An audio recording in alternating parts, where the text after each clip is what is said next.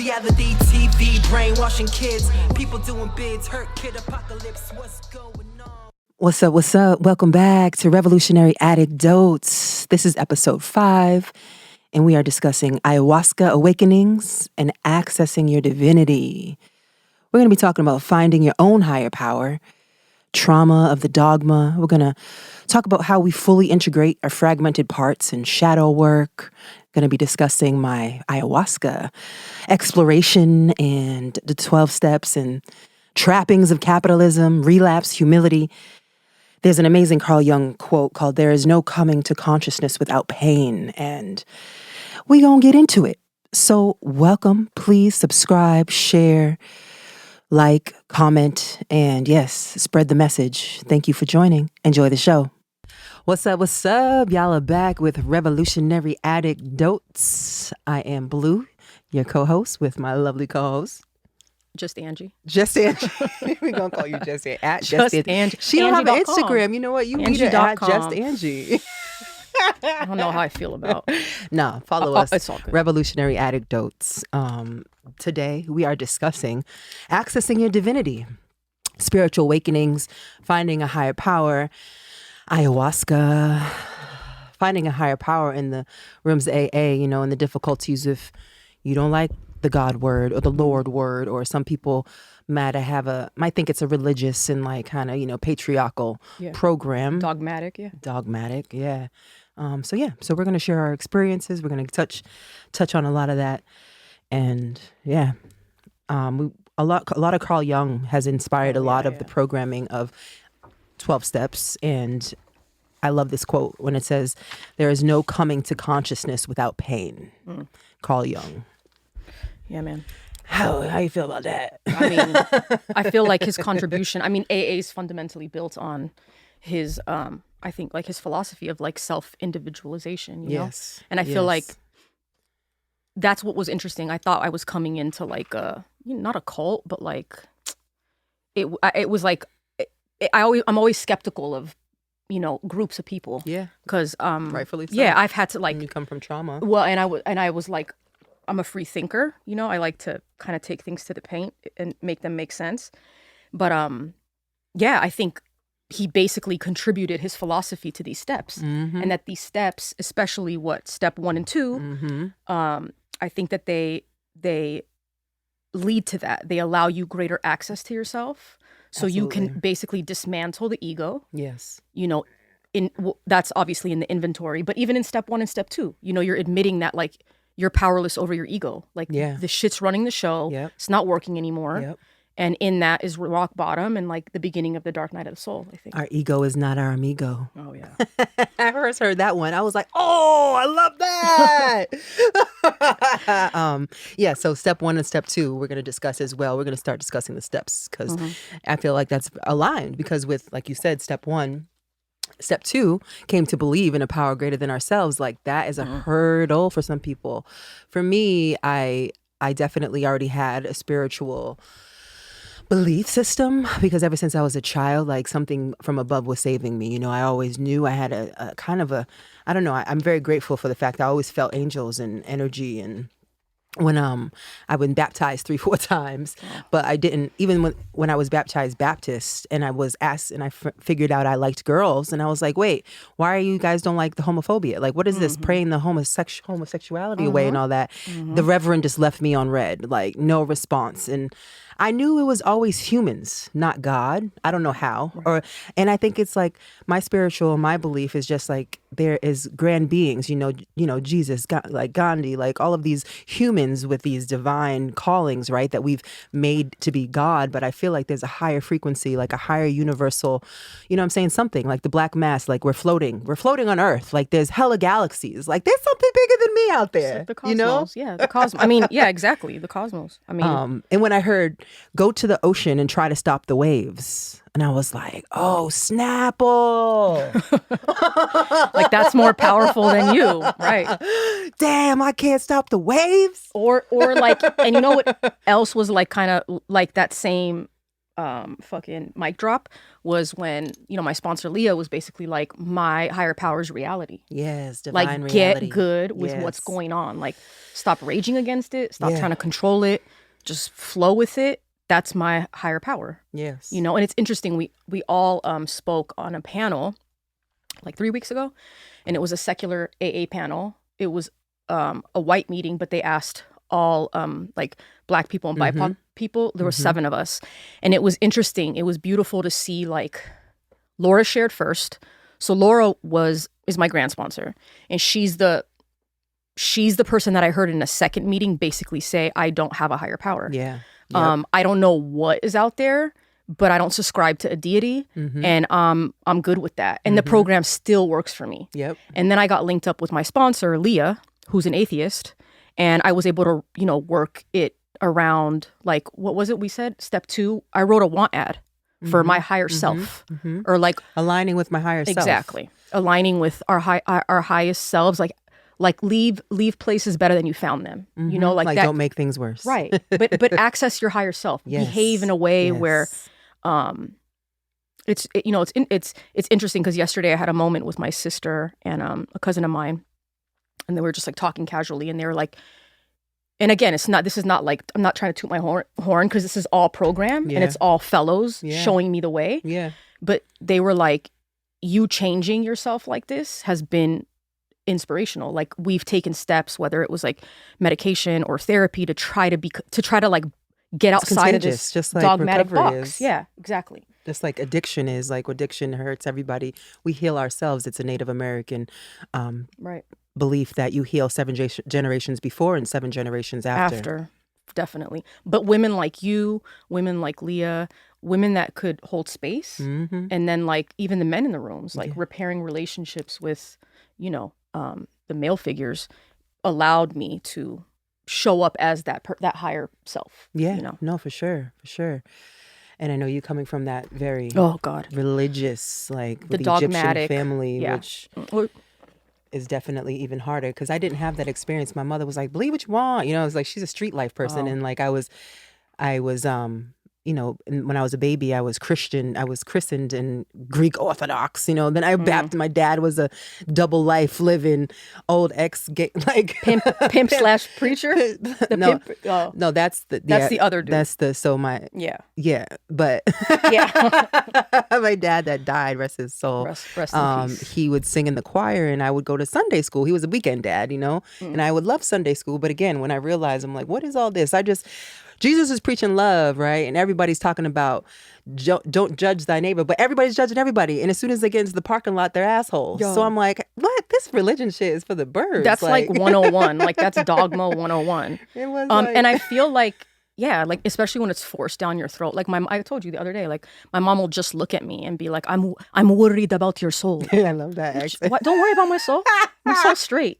Like, soul's good, son. Do you believe in Jesus? No. Do you? Do you even know? Bitch, why are you worried about my... Save yourself. Yeah, like, calm down. And I also feel like that the religious aspect, like, it destroys lives. Yes. It destroys dreams. People kill themselves over it. Yeah. Like, it's horrible. And it distorts reality, right? Yes. And it makes you live... Like, I always felt like I had a double life, right? Younger. I felt like I had the life where I played my position as like, paraded as a chess piece, like at church, and then I had this other secret life of drugs and alcohol, right?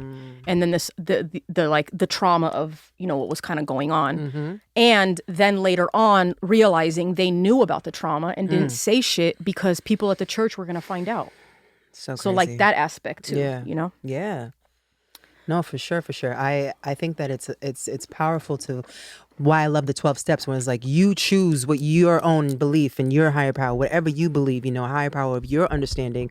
For me, I'm like, it's a higher power of my misunderstanding. I don't want to understand it. Because as soon as I understand it, I try to manage control. Right. And my ego steps in, you know what I'm saying? Like my ego and my addiction, and it talks to me in my own damn language. I think that's where the hard work comes in, to differentiate what is the recovery, what are the principles versus what is my sabotage, and what is my old ways of life trying to kill me, Right. And that's why for me, finding a higher power that was beyond my wildest like experience because with the weed, I was smoking weed, chanting Buddhist. Like I've been Buddhist for years, but I would be like chanting alone. You know what I'm saying? Like it's just me. Spirituality is like I'm out in the world being of service, like with the 12 steps, like unity, service, recovery, not like praying to myself and like, yes, I'm gonna nam myoho renge kyo, nam myoho renge kyo, nam myoho renge kyo, nam myoho renge. But I like, yes, like, okay, I'm booking commercials, I'm booking jobs. Like this is not spirituality. Nah. That's the LA spirituality. That's LA though. spirituality. That's that LA Tina like, Turner inspired me. Man. And then I also like I love that you kind of said that. Like I think as somebody that's really heady, like I'm very in my head intellectualized. Yeah. And I've taken this program to the paint. Like I've dissected it, I've chopped and screwed it. And I was okay with like even doing my recon on it. Like the Catholic Church has fucking ties to slavery. Yes. Period. Yes. It was a big capitalism and racism. And the transatlantic slave trade. Yeah. And then, it led me to this. There's actually a really interesting, no, I probably shouldn't say it. Will they bleep it out? It doesn't matter. It's on HBO. It's called Exterminate the Brutes, but it's also a book. It's a book that actually a white man wrote. Oh, and it was really interesting because he touched on this one priest who actually lived in the Dominican, and his name was Bartholomew de Cassis. And he wanted like Columbus and his people to stop killing the natives. But in doing that, he was like, but you can enslave Africans because they're not human. They're kind of animalistic. And that's kind of what set off the Catholic Church was instrumental in that. Yeah. Like you're going to categorize one race as kind of human, leave them alone, and then but this race isn't. And the Catholic Church has been silent for years about slavery. Yeah. And then I also feel like I mean, Stokely Carmichael talked about it too. Like, I feel like, yes, Christianity has it helped people, right? But it's also enslaved people. Yeah. And if we were left to make it our own, like what happened in there was a religion in Congo that was kind of a sect of Catholicism, and the mystic behind it, Kimpa, she was basically like, our Jesus is black, our saints are black. And that actually inspired the Haitian Revolution. Because they took that and they were like, they had that spirit of rebellion. Yeah. Like, you're going to force this on us. Okay, I mean, cool, but we're going to do our own recognizance.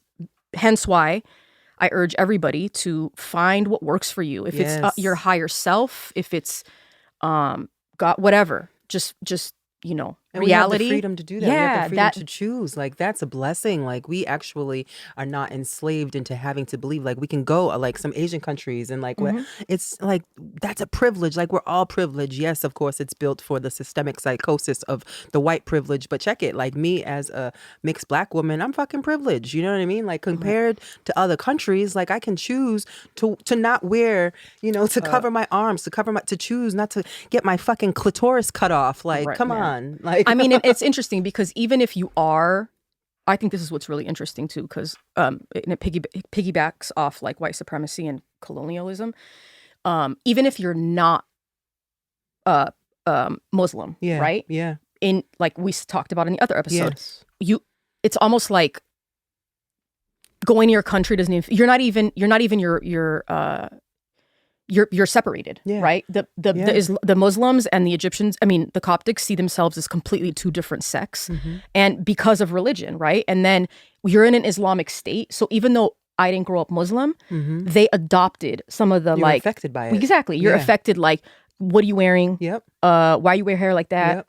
Like it's like the rhetoric. So we have the privilege of having spiritual experiences and having spiritual awakenings, Right. like because we can come to our own and come to if we have the courage, honestly, it takes so much courage and like finding a higher power, man, like, and not believing it like beyond the deities, beyond this for me. And like, my journey with ayahuasca and peyote and so speak on that. Yes. So coming into the 12 steps, before I came into 12 steps, I found some Native American church friends and I was doing some peyote ceremonies and sweat lodges. And I've been on a spiritual journey ever since I was a child, And so, I mean, I've shared about my trauma, bad things happening to me at 7 years old and from the ages of 1 to 15, whatever. So I believe that put me in the pace of looking for something more. Maybe I was always like that. Like I always was seeking more. But when I moved to California from New York is when it just blossomed, obviously in the city, in the jungle, in the concrete jungle of New York. Like I was not like, it wasn't time. No. I moved to LA. Immediately a healer walks up to me. You have a gift every day. You have a gift. You need to go see this. You have to heal this. You have to heal this. I had an encounter with a friend who was like, you have a block here, which I learned, didn't even know about chakras yet. You have a block here. She pointed at my throat and then I heaved over and started choking and crying.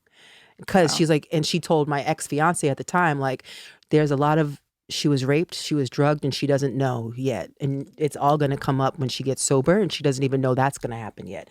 Which is fucking crazy, because it all did happen like that. And and that, so long story short, before I found the 12 steps, I was on all these journeys, and the peyote helped me heal a lot of trauma, sitting on the fire. And I just respect all indigenous. And I was doing it with the Native American chief who called me a double spirit, because of course me being a free spirit, and I am a free love, I guess I identify as lesbian, but I'm attracted to all. I'm attracted to energy. It's energy, So they call that a double spirit.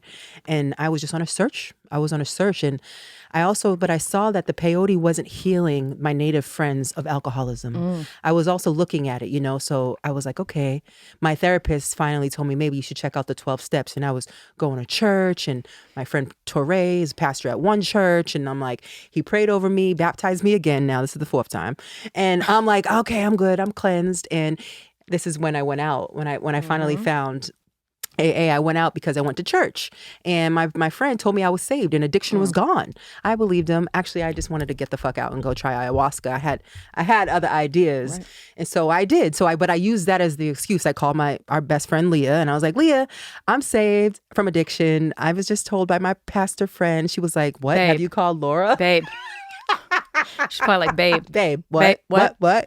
She said she was freaking out. So fast forward, long story short, I ended up going to do ayahuasca because I thought that was going to cure me. And I've heard about it, and I've heard about friends who have done it maybe like 8, 10, 20 consecutive times, and then they're cured. I did it once, and I'm grateful that I had the other peyote experiences because I saw people misusing it and abusing it. And my intention, it's all about, it's intentional, it's vibrational, and it's a grandmother. It's a plant that we honor. It's an indigenous ceremony, like this is, for me, that's my intention. But I saw people dancing like they were on ecstasy. And I'm like, okay, so they're not looking at it like I'm looking at it. I'm going in there for the healing, like heal my addiction, allow myself to just own my power, Right. I must say it did do that, because that set me right back to AA, because I knew that that was not sustainable. Like if I was going to move to Peru and then do it like 100 times with the shamans, maybe. But for alcoholism and addiction, I need a daily reprieve. Right. So if you're out there and you think ayahuasca is going to cure you, it's not. Like I tried it. You don't have to do that. Like what wisdom is learning from others. And the only thing, honestly, I think that that's not, whatever works for you, but like the main thing that I think works is like integrating your shadow. Yes. And like these steps help you do that. You get to dismantle and look at like, all the stuff that like fueled your addiction. And then you get to, dismantle it, go to whatever, outside help. That's higher power too. Yeah. Like therapists, like all that stuff, getting the things that you need, and like living life free. Like that was a whole other component of like, the freedom being part. free from fear, and as a healer, because I'm a Reiki master in healing, and like I do believe I will do ayahuasca again. Now I'm coming up to 4 years, and I said I would wait to 5 years, which is interesting because I've been trying to reach up to my shaman, right? To one of my shamans lately, and I'm like, send me the email again, right? And he's like, I sent it. You didn't get it? Spam. And I didn't get it. I've been looking in spam and all this. And I'm like, okay, is it not time for me to do it? That's funny. But my intention is always to go to the other side to bring back messages. Like I connect with my ancestors, but the average person is not like me. Like this is my experience, which is why I'm like, please, if your intention is to get free or get like high or get like, I don't know, just to get outside of yourself, it's not the right intention. That's like, I don't want to numb anything. I don't want to not feel anything. I'm a writer. I'm an author. I'm a music actor. Like we're doing this podcast. We want to go to Egypt and we want to do things to actually help people and help the community of BIPOC and women who are not treated right. I've worked in so many recovery centers and they let them be on, what is that pill? Klonopins, like marijuana. I'm like, how are you high in my class right now? Aren't you drug tested? Oh, they don't. Because they don't care. It's all about the money. So like, well, especially the way I think, BIPOC women are treated. It's very and men and white kids. No, like every person, they're a paycheck. It doesn't matter. And what I literally experienced, they were white, black, and different. They were all just a check. But I think from what I'm just speaking from what I saw in that isolated incident of going to that rehab, and it had a lot of young women, and they had a lot of trauma. Yeah, and they were being and there was not one white face in there. No, I know. I remember speaking there with you, and it was like these girls were not getting better. No, and again, I mean, and again, it's like the whole when we would go in there, it was like they didn't even talk about higher power. Right. Not that again, it doesn't require. Again, my higher power is my highest self. Well, the principles and divine reality, like the principle of step 1 is honesty, right? Honesty. And the principle of step 2 is hope. Right. So like if we have like those are my, like I look at the principles as my higher power, even though I believe I can say God, goddess, earth, water, dog, but that's just me. I'm free. Dog, you know what I'm saying? Yeah. Dog is God backwards. Yeah. Good orderly direction. Group of drunks. Grow or die. I like grow or die because that's where I was headed. You know, like you expand or you die. And I do want to lend a voice to especially like the immigrant the secrecy of addiction and the shame that religion fuels. Yes. And that you're not able to have anything other than this dogmatic practice. And a lot of addiction, and a lot of people suffer and lose their lives because people do not want to fucking be honest about their addiction because it's looked at as a moral failing as opposed to a disease. Like, for example, my cousin who was 25 or 22, I don't remember, but it was the night of his graduation. He was going to law school and he was high off coke and he was drinking and he was riding his motorcycle and he was trying to outrun the police. And he was ejected from his bike and ended up dying. And this is the point. At the funeral, the priest was basically like, we basically know where his soul went. He's in hell. So I'm like, yo, fucked up. What is going on right now? Yeah. Like, they didn't allow the family to say shit. We couldn't say anything about him, that he's going to hell. And that I hope that this is a wake-up call to all of you, that if you're keeping secrets or you're complicit in any of this activity, that you'll be going to hell too. That's awful. 5 years later, his younger brother ODs on heroin. The priest? No. Oh, your cousins. Man, the priest. The priest. Priest's younger brother, because that would have been actually karma. His youngest son. His youngest son. I mean, that's horrible. We can't laugh. I'm laughing about this. It's not funny, but it's just like, affecting your family too. Yes. And you're lying to people. People are afraid to come out and say. My mom will still be like, don't call yourself that. Like, the secrecy, the hiding. Yeah, like, no, man. Like, that has no bearing on you. It's like that whole you can't save your face and your ass at the same time. And most people just want to save their face and like what they look like. You know, the checkpoints, like get the house, get the car, get the money, get the dog, get the da-da-da-da-da. And you're miserable and you're living in an illusion. And that's why the suicide rate is so high. But when you reach that level of, I think, step 2, the higher consciousness, I think you realize what's valuable in this world. And the real like things that make your life valuable. It's like this fellowship, the divine appointments, like even finding this studio, like Pink Cloud Studio, was a divine appointment. Like, who would have, No, like, it's meant to be. It was just like, but it's shit also like finding that. The right sponsor, though. Yes. Because like, please find the right sponsor. We all do different work. Like step 1, writing down how my life is powerless. Yes. Writing down how my life is unmanageable. When I looked at that shit on paper and I was like, oh yeah. Oh, wait a second. Like maybe something's fucked up. so, some shit's fucked up. At 9 months, I was in that relationship that I was talking about. Yeah. And it was, whatever. It was violent. And I remember pouring, I don't know why I had alcohol in the house, but I remember pouring tequila. Yep. And something was like, yo, just go get your notebook. Like, go get your fucking notebook and read step 1. Yep. And after reading it was like, You read your drunk log and drug log. all that too. Which we write down all the negative consequences that from our drinking. Not a fucking life story. You know what I'm saying? It's not a life story, points. but it's the bullet points of like, of the way that I used to drink, like, or the way that I used to smoke or whatever. Blacking out, driving drunk. Crashing cars. Getting violent. Fighting men. Like, Home a mess. Yeah. Bed unmade, dishes everywhere. Yeah. You know what's funny? When I was working with a friend one time, and this was in the beginning too, when I was bartending at the Palladium, crying in the bathroom because I'm at a rave, drugs, cocaine is kicked to my feet. I swear to God. I can't shit you not. You called me. Literally a vial of You're cocaine. Like, a vial of cocaine just got kicked to me. And I'm like, okay. And why did I want to save it and put it in my register? And I was like, okay, nope. And I ran and gave it to my friend Jasmine because she knew I'm sober. And I just walked away, but I had to go to the bathroom and cry. But a friend was like, yeah, he got a DUI. And he said, I went to a couple of those AA meetings, right? I was like, but I don't get it. Like, they're crying over, like, they have to do the dishes. I was like, I get that. The dishes, the overwhelming, the rumination of like thinking that that's too much for me to face right now. I don't want to be on this planet. He's not an alcoholic probably. He probably is just a hard drinker. You know what I'm saying? For me, because I got that. Like I got it, like he's looking like, I understand how the dishes can seem like a unmanageable task to do, which is such a small thing, but that was just it's an example of my life, you know, because I'm a ruminator. Like I have the obsession of the mind. I have alcoholism to the full out extent. Somebody who's a hard drinker is going to be like, what the fuck's wrong with them? Get up, do the dishes, take care of business. As an alcoholic, I can't. in his not in his defense, but I do remember my first meeting. Okay,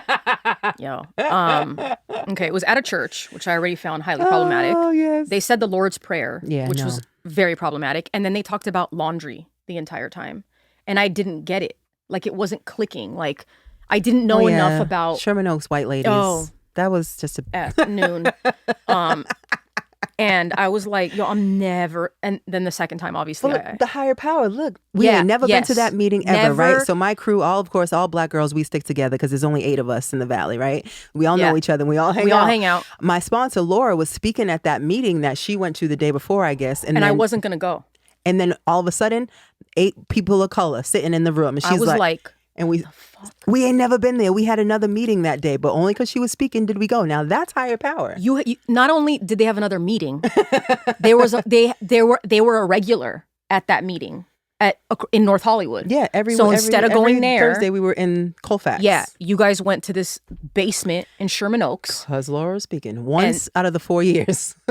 And the minute that I think that's when you and me looked at each other like, as soon as I saw you, first of all, I kind of recognized you, but I was like, no, because every time I saw you, I was so fucking drunk. Yeah, well, and it's just a spirit thing. Because we're total kindred spirits, you know. But I mean, now our connection's different again because of sobriety. Yeah, the sister I always prayed for. You know, I have like really dysfunctional sister relationships and half siblings. You know, I have like Papa was a pimp OG. But in this program, like you, Leah, Laura, like and the rest of. But specifically you, Leah and Laura, just like the sisters I've always wanted. Right. And that's higher power in a sense where like these women you guys witnessed so much of like my pain that like went then have a loving witness. Yeah, exactly. To like, for me, I needed a witness that could be able to be like when we share and we hear these these experiences in these meetings, right? And it was like, wait, you just put words to my feelings, to my pain, the narrative. Like, how did you do that? You lend, exactly. And that's what we've done because our story is so different, but so the same things that happened to us. And I was talking about it very rawly when we met. Very raw. I was raw, and uncut. Eddie Murphy, uncut. Right. Right. You were very uncut. People in meetings were like, I'm like, I didn't give a fuck. It was desperation. I was like, this was the emotional bottom. When I was finally in, I was like, honesty, step 1. Okay, cool. I'm going to do this and I'm going to tell my truth. I didn't know what else to do but listen to my sponsor. I found a sponsor I could trust, right, and do this step work. And I wrote a goodbye letter to drugs and alcohol, which helped me kind of feel my higher power too. You know what I'm saying? It's like doing this step work is how I came into like this, okay, my higher self, my higher power doesn't want me to die or drive drunk. And it says in the book, Yeah. it's like a ribbon, you know, it's like a frisbee that comes back and cuts me like into a million pieces, you know, alcohol and drugs. It's true. It was my best friend until it wasn't. And I walked into these rooms, thank God, you know, Yeah. but like I didn't have to go to rehab, which sometimes the sick addict in me could be like, I got more in me. I didn't go to rehab. I can go do some more. Like, No. who says that? Like that's some sick shit, right? That's No. some real destruction. Destruction tries to come for me all the time. No. Like this is life. Right. And I also feel like, I mean, maybe this is, but people that actually do go to rehab, like, I think for me, I'll speak for myself, like the first year was difficult because I didn't have that discipline. Do you know what I'm saying? Like, I didn't have the like regiment, the structure.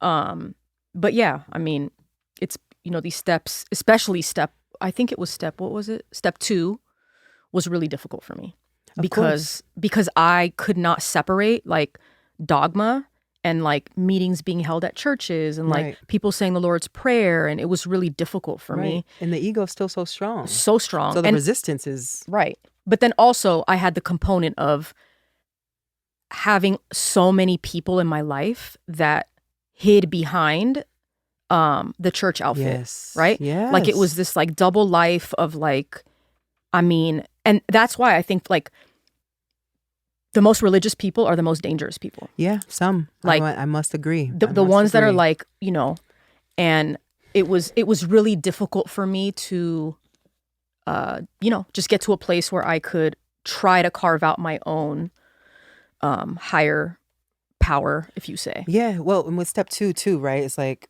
came to believe that a higher power can return me to sanity. So therefore, it's an undercover admission that I'm insane. Mm-hmm. And when I finally got that, and I was like, wait, who you calling insane, right? But then an exercise that I had to do with my sponsor is like write a day in the life of my insanity while using and while sober. As at the time, I was still so young, but I added the while sober now because there's been a lot of relapses, and like writing that down and taking stock of my behavior, you know, and that right there is like, okay, if I can't change myself, this is just all a part of the coming to like believe that like, look, I've got to stop fighting everything. Like I can fight and die. I can have these beliefs, but why not?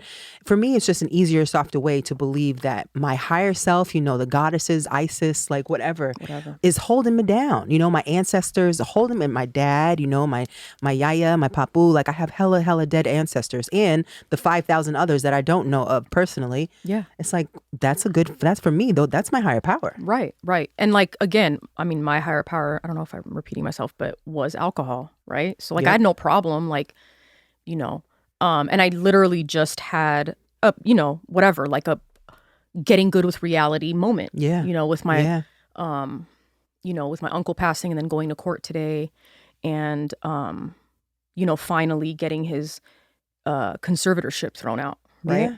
And he didn't get to have recovery and look where he died. No. Like that's. But also it was like, I fought this conservatorship. Like the minute that my other uncle did it, it was like, they call it granny snatching when you try to do a conservatorship on an older person. Granny snatching? What type of, I know. What the hell's going on? I know. The shit's what I mean. Oh my like, God. And anyway, I won't turn this into like legal, like law, whatever. But the point is like the minute that I let go, the minute that I just like was like, all right, because then there was anyway, the minute I let go, he passed peacefully. The conservatorship was going to get thrown out. At least the conservatorship over his body was going to get thrown out.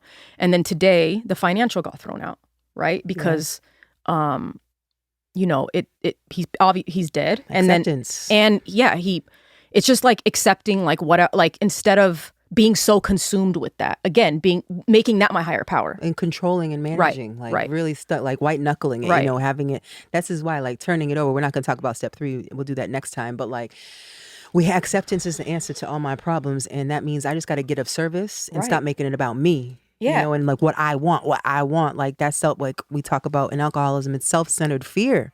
you know, and it's like how I feel. I feel safe when I think I have control over things, but like truly, only thing I can control is my reactions. Hopefully, that's what we learn in recovery. That's what we learn, and that like in that instance, like the higher power was the court. You know, Facts. like it didn't. I mean, once you lay it in the hands of, you know, the courts, the man, then you just gotta be like, you know, you gotta like take your hands off. I mean, even to the point where it was like the latest accusation was that I'm God, right? That I gave an order to basically take his oxygen off, right? And again, staying stoic. Like, I know I didn't, like, that's all nonsense. Like, yeah, no. And again, the minute that I start to get pulled into these things, I give my power away, making that person my higher power. Right. So how do you come back to whatever your higher power is? No, right. I'm asking you, like, how do you? How do I take care of myself? Self-care. I like try to tether myself to people that are like walking this program and like live this life.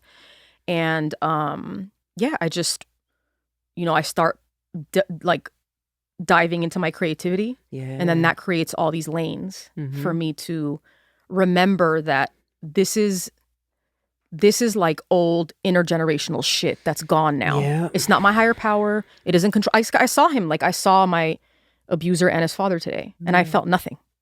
That's some healing, sis. Yeah. Because they're not my higher power. They don't have my power. They don't. Absolutely. We're good. Amen. Alien. Yeah. Well, we had to see each other anyway, separately, because we have that's another it's a higher power. Well, acceptance, you know, I think that acceptance, and there's another Carl Jung, is like, we cannot change anything until we accept it. Right. Carl Jung, you know, and I think that acceptance that I'm powerless over people, places, things. Fame, sex, money, all that jazz, right? And I can turn it over, or I can hold on to it and die. You know what I'm saying? But I, just like with forgiveness, you know, like I'm basically bowing down with a sword in my hand. You know what I'm saying? Because I'm a fighter, I'm a warrior. I still have the sword in my hand, but like I'm taking a knee. I'm gonna Kaepernick it. You know what I'm saying? Because I have to. Because I want to be of service to my damn self and to the world. And you can't be when you're like in your own rage or like drinking and then going boxing. No, it's like I can't break the curses if I'm straight up living the curses and break the generational trauma. And it's like I like to think of like it's time to let go of the old time and space, you know, like plants. They die when they outgrow the pot, you know, and they need to be repotted. So do we. Yeah. I like that. Like that, I'm I gardened with my papu as a kid, you know, and I have a beautiful back house now, which is all gifts of recovery, because Angie will tell you, I've been on the journey from motherfucking hell. But now I am living the blessings of, I'm creating my heaven on earth. You know what I'm saying? Like, that's what I believe. This hell's on earth, y'all. All this, like, you going to hell? No, bitch. Like, we're living in hell. So if you want to stay, like, it ain't here. Like, no, ain't nobody burning. That's not my beliefs. I don't have a punishing higher power. That's the thing. It's like, I want a loving parent. I like to look at my higher power as my loving parents, my mama, papa, God. Sometimes this helps my little girl, that I can be like, look, I'm reparenting myself. I want a loving, all-inclusive treat, vacation. That's my higher power, you know, that is healing and loving all people. Right, man. And that's my choice. Guess what? We get to choose that. Yeah. And that's a miracle. And most people like don't know that they can. That's why I love 12 steps. And that's why I think step 2 is that spiritual awakening is expanding in consciousness. Absolutely. Like you have this like moment where you're like, none of this matters. And living this way does. Yes. Like that becomes the focal point. Like it's not, you know, again, like before all this, it's like staying drunk to stay at a job. You know what I'm saying? Like staying drunk to be in certain relationships, staying drunk to deal with family. Like, no. We're not trusting. Like the bottom line, like I didn't trust a goddamn thing. Right. Let alone a higher power.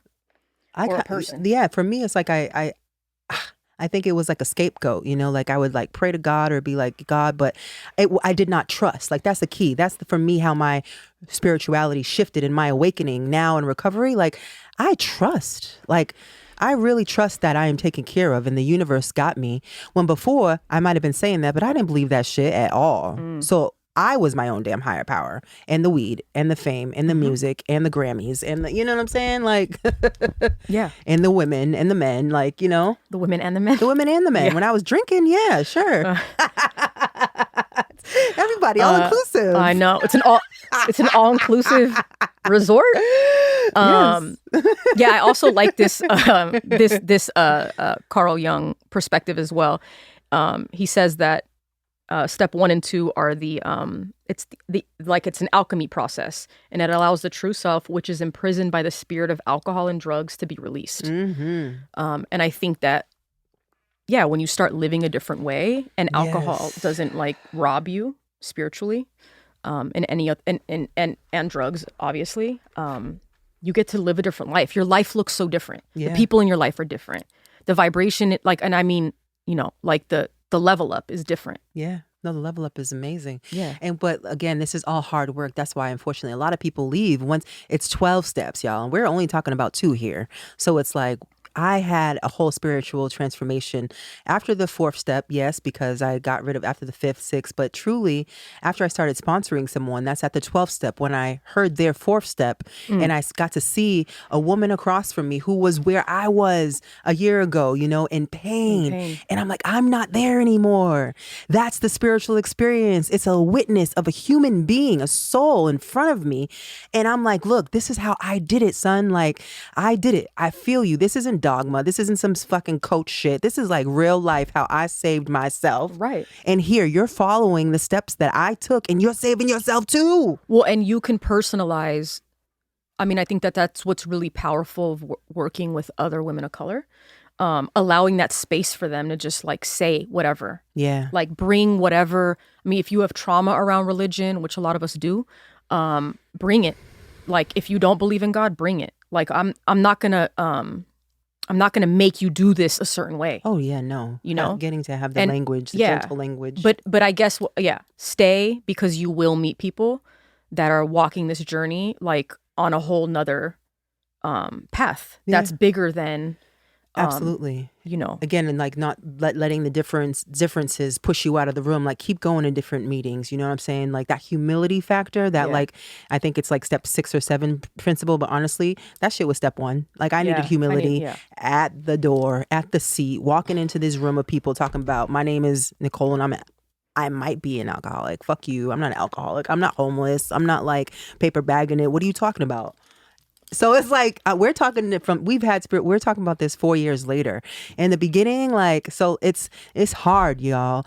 Praying, I had to pray for the willingness to be willing to even hear a goddamn noun. You know what I'm saying? Right. Like a syllable. I remember hearing you share. I think it was like a month into my recovery. We still weren't really like, we were just kind of looking at each other from across the room. We were going to the same meetings now. But I remember you sharing from such a fucking real place that and that you said like, I don't want to fucking be here and I don't want to fucking do this, but I'm going to, because I had come back from my last relapse. Yeah. I relapsed 2 times with this program because I did hella fast, like 21-day cleanse on midnight. I was guzzling that Belvedere at the club, son. You know what I'm saying? That's what I thought.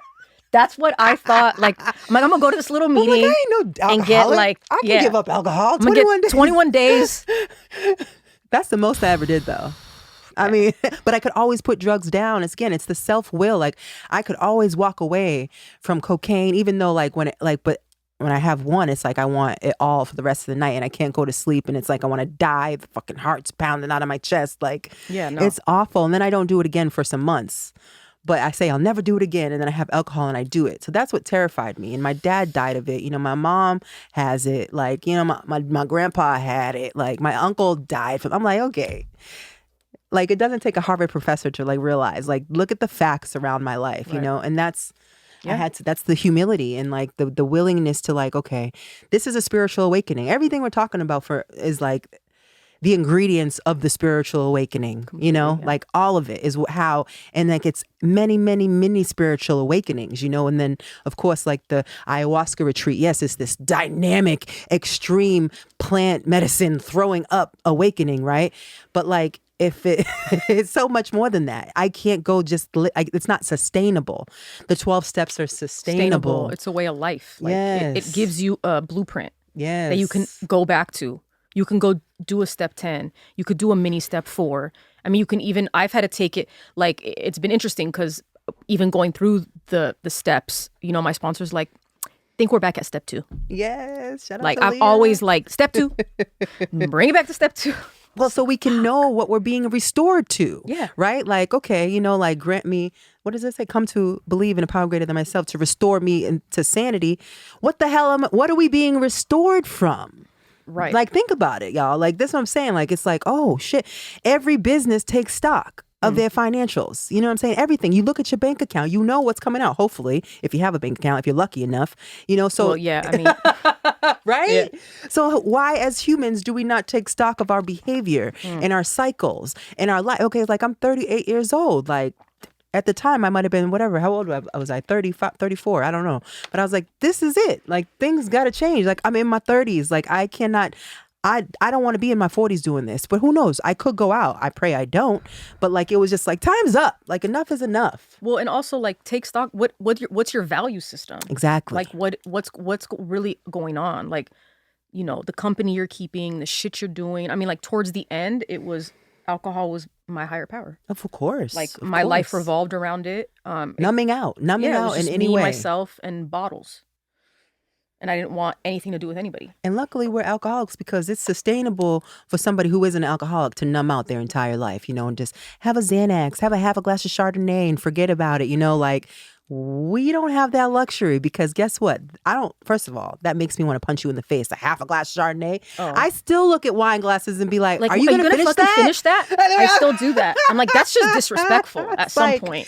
My girl keeps the wine in the fridge and I'm like, can you drink that? No, I don't want. She wastes all the wine. And I'm like, I can't believe you're wasting so much alcohol. I'm like, okay, this is how it's like, I know I'm an alcoholic. Like, I just love the fact that alcohol numbs the fuck out of me. And that's why, like, I don't even like the taste really. You know, and I bartend. Yeah, that part. I fucking bartend, y'all. That part. But this is all the higher power. It's like I know that I'm protected because I have the willingness to show up for myself and to take accountability. Right. And also, I feel like, kind of like circling back to my, you know, my block with it, like, your block with it. My block meaning like the higher power shit because of the hypocrisy. Block, the resistance. Yeah, the resistance because of the hypocrisy. Like I had to look during my step work, like, you know, Leah at one point was like, you have the women in your family on hooks. Yeah. Like they are indoctrinated into this, like religion, this way of life. They have to stay silent, submissive, and willfully ignorant. Yeah. So do the work to take them off and find a community here that can level you up, meaning like that you can't like shit meeting you was a level up, you know? For sure. You know, it's just been a gift to be able like to, and it brings me back to myself. Yes. Access to myself. I get to come home now, right? To Angie. To me. To little Angie. To inner child and a teenager. Well, and let's touch on the other shit that comes out, right? The food. Yeah, we're gonna touch on that on self-care too, because like, yeah, it's so many things that we get to address because we take stock of ourselves, and it's like we need a bigger container, like we need a new container. And for me, spirit, like when I heard that again saying, go to the ocean and try to stop the waves, and I'm like, damn, that kind of showed me a bigger container. Like the ocean is huge, and I said container of like my personal self, like how am I living, like. I've said, I think in the last episode, I had a container of shit and that was comfortable. You know what I'm saying? Like just to put it into perspective. But I want a container of light and grace and flowy, beautiful garments and shit, right? And that's what I want. That's what my higher self. Right. And happiness. Like, happiness. Having people in your life that like you can like be happy with. Yes. And like do shit with, and like you're growing, they're growing. And what is happiness to you? You know, like that's why I think exactly. If even if you're in 12 steps or you're not, write a want ad for a higher power, right? Like that was a dope exercise. That was really dope. Because it's like a job want ad, you know, for a higher power. And it's not religious. If you don't like spirit, it could be your higher self. What do I want my higher self to be? Like I want to be a woman of grace. Lord knows I never saw a woman of grace in Boston, son. I didn't see one of those. So I was like coming in LA and all these graceful women. I'm like, we both didn't. I know.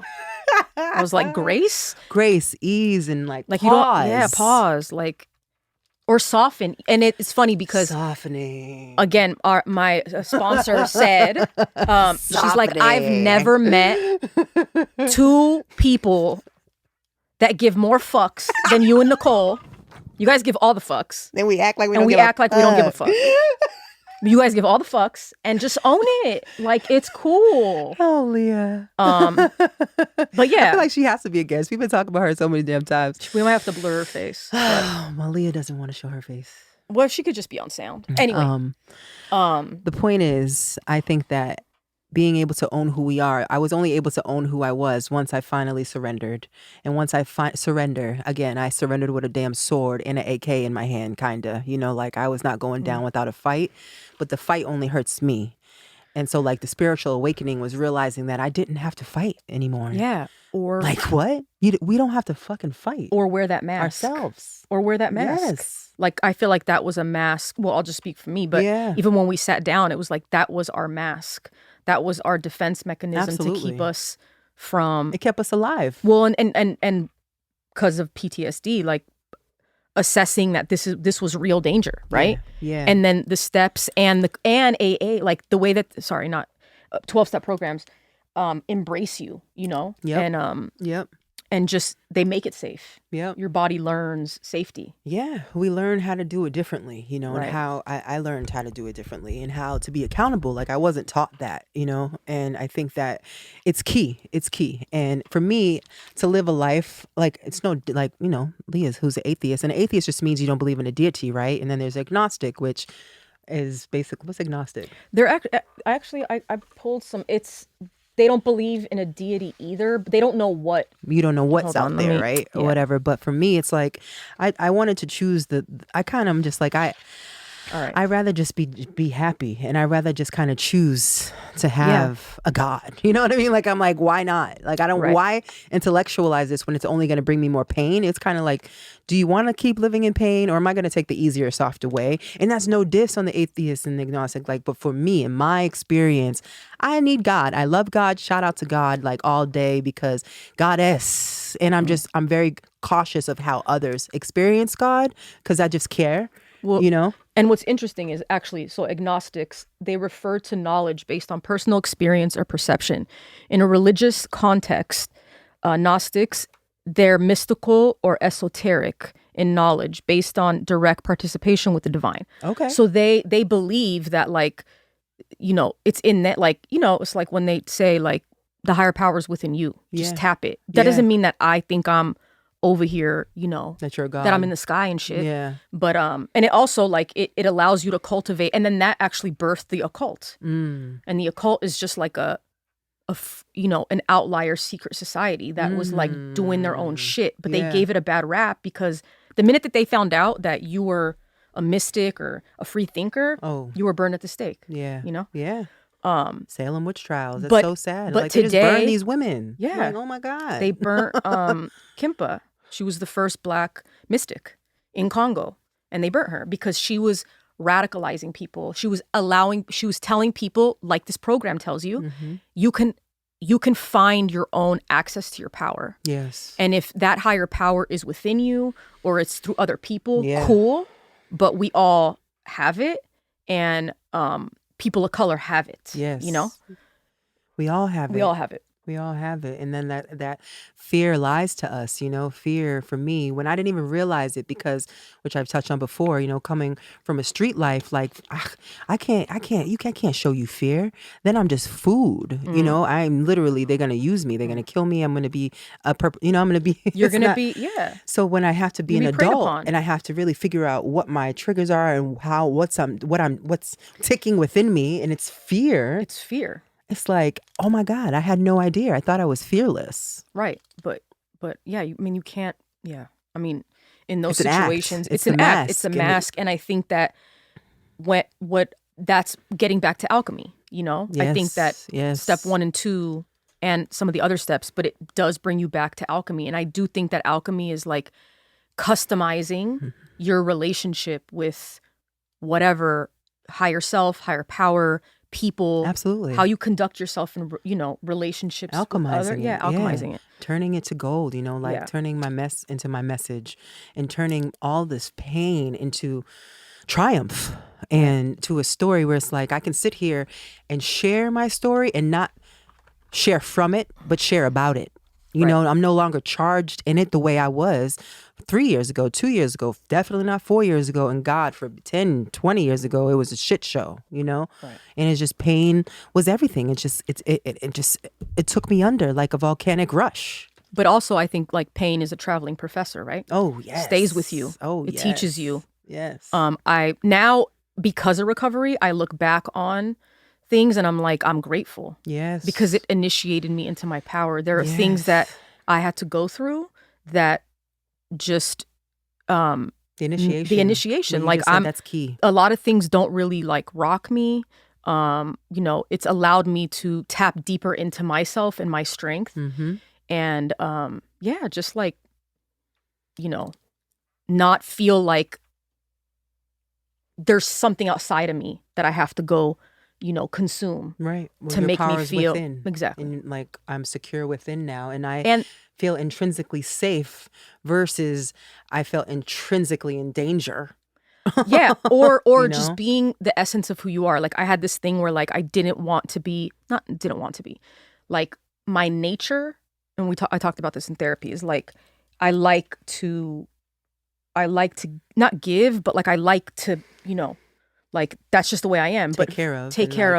You're the fixer. I am the. Or you've been primed to be that. I've been primed to be that. Yeah. But in my healthy relationships, I like to, you know, I like to show up in abundance, right? Like we've talked about this, and I shut that part of myself off for so many years because again, it was food, right? Your food, your bait, or people just kind of want to like take advantage. Yeah. But again, like, and it brings me to this quote. It's like freeing yourself was one thing, claiming ownership of that freed self was another, and that's Toni Morrison. And it's like I can be unapologetically me, and if like you don't roll, cool. You know? It's all good. Like I don't have to be liked by everybody. And again, that's the awakening of oneself for me. Like, look, we're talking about, like what you said, the initiations, like the many awakenings into my power. Like I would date, when I was younger, date all these dudes and they'd be like, if you only knew your power, if you only knew your power. I'm like, what the fuck is he talking about? I know Street now. Profits? I know, right? Drug dealer who went to jail for ages for trafficking. But my ex. Profits, yeah. I mean, listen, they have gems too, but like. No, they do. That street game again, will get you. But still, but again, I now can look back and know because I was broken and I was giving my power away to all these people. I was not in my power and young and beautiful and a record deal, like all this stuff. But I wasn't owning it because I had trauma and I wasn't taught how to. And there's, you know, that was my story. But now, 20 years later, I'm fucking owning it. Right. Because I was initiated and I did the work and I'm doing the work because I ain't graduated. There's no graduating. And I feel like part of the initiation is being accountable. Hell yeah. Like now I'll speak for myself. Like I like to walk this world with integrity. Yes. Right. Like my word means something. Yes. I conduct myself in a way where, I just feel like I see the humanity in people. And we're taught this because we do the 12 steps. Right. It's like we show up. You keep your commitments. You know, like we take your commitments. Word. Like I took my first one was the doing literature at the meetings. You know what I'm saying? And like that taught me to show up and be on time and be kind to other people that might not have been my tribe. You know, that I might not want to have talked to if it wasn't for me having to talk to. But all these little minute things are just, they seem so micro, but they're so macro, you know? And they're so like, I mean, it's literally like you're becoming responsible. Yeah. Like, and you don't even know it. Like why do I gotta wash coffee cups? Yeah. For what? That was the name of the first group that I really, my first homegirl. I was like, we are responsible. And I'm like, what do you mean by that? Like, for real. But even in the beginning, like being so not well and like, you know, they're like, just wash coffee cups. I'm like, coffie cups? Bitch, I need to work on my resume. Like, what are you talking about? I need to pay this rent. I need to pay this mortgage. Like, nah. But okay. And then, just like the fundamentals. And then slowing down and then not having to have a resume, right? Yeah. Having these divine appointments where shit just aligns. Yeah. And I know we've been talking about Carl Jung a lot, but like the last quote I'll say is, who looks outside dreams and who looks inside awakens. Yeah. That's one of his. And that's, I think, so dead on what we're speaking of, looking inside ourselves, but like not through the bottle of Jameson, not through the distortion and the illusion, but like wiping the windows clean, like for real, like so I can see through I can have a new pair of glasses, like. And be on purpose. Yeah. Right? Yeah. Like, be on purpose. Or just love myself, like, and love Earth, and like think about somebody else besides my damn self. Yeah. Even though I really didn't even think that high of myself, but it was still, it was like self-hate and still self-centered. Yeah. And now it's self-love, and I'm using these principles of this program, and hope, honesty, like that's the principles of step 1 and 2. And it's not honesty where it's brutal honesty. It's like, just, we got to think of others. And I don't know. It's a beautiful thing. So if you're out there and if you're struggling, like, understand, like, don't let the God thing, like, get you. Deter like, you. There's a person, like, there's somebody out there that has your experience that will help you, and it will blow your mind. It's just about being open to, like, to wanting to be everything. the best and be the best version of yourself. That's ultimately, and living a happy life. Yeah. A free life. Yeah. And healing and just forgiving oneself, like forgiving myself and being able to forgive my parents. Like, this is a big deal. Like, and I wouldn't have been able to do it without the 12 steps, like, bottom line. So all the spiritual awakenings, all the ayahuasca, all of the finding a higher, but like all of that, it doesn't matter. Like, it's all led me to self-love. So that's why I really just sit in surrender and like just sit in gratitude, like you said, Angie, and just like show up one day at a time. And just try to be my best self in that moment. And sometimes that means you got to go take a nap, and that's fine. Yeah. And that kindness is free. You know what I'm saying? You got to eat some grits, which I ate today. Yeah. And my little inner child is so happy because I haven't had good grits in years. While I'm sipping a green juice. Yes. So cheers, love, bliss, and blessings to y'all. This is Revolutionary Addictdotes. Stay tuned, follow, holla at your girls, and surrender. Acceptance is the key, baby.